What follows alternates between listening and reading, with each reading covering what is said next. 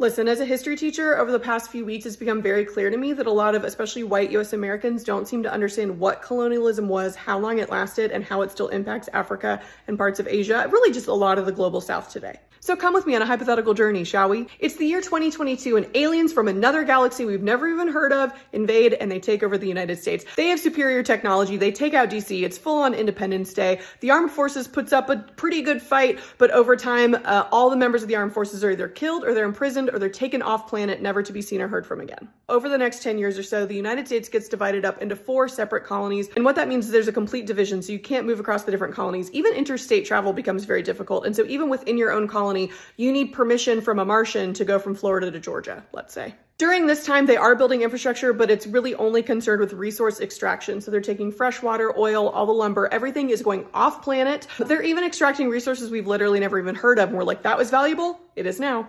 The aliens have decided that the United States isn't valuable enough to send too many of its own representatives to govern. And so what they're going to do is a divide and conquer strategy. They do some research, they learn about the history of this place, and they discover that there's groups like Black, Indigenous, people of color that have been historically marginalized. So what they do is they ally with them and they lift them up. They empower them, they put them in positions of administration, they arm them, they train them, and they basically give them complete control over subduing the white Christian population. There's also a thriving intergalactic human trafficking situation going on. And so what that means is that periodically at random, members of either the administration, the government, or the alien species will raid mostly small white Christian rural towns.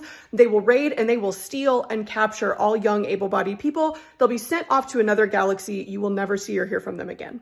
By the way, this is happening over hundreds of years. So we're now in the 23rd century. It's the 2200s. We hear about a war going on between the different alien species. Some of us decide to ally with the enemies. We do what we can. We start pushing for freedom and independence in these former United States, now colonies. During that intergalactic war, though, keep in mind that a lot of us are being drafted, or not us, right? Our descendants many years past are being drafted to go fight on different planets in different galaxies. Many of them never return. Eventually, by the 24th century, it's the 2300s, most of the former United States gains its independence. But keep in mind, aliens leave, but what we're left with is essentially nothing. Any valuable infrastructure has been essentially destroyed or eroded. We have these intergalactic transport hubs that they built, but we need to buy the fuel and the materials to keep them up from the former mother alien country.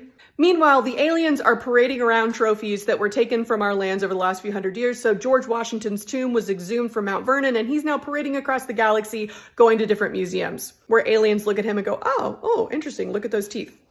That's what colonialism was to most of Africa and Asia. It wasn't that long ago. Wouldn't you still be pissed too?